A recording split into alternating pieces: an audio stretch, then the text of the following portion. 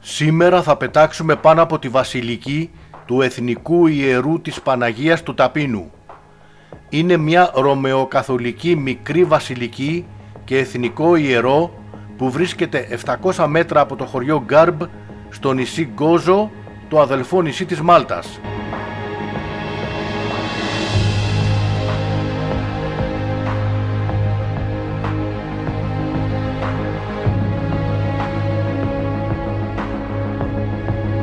Ο Πιν Γκοσί έγινε ο επίτροπος της Εκκλησίας το 1598 και το όνομά της άλλαξε από of the Gentile σε Ταπείνου, που σημαίνει του Φιλίππου.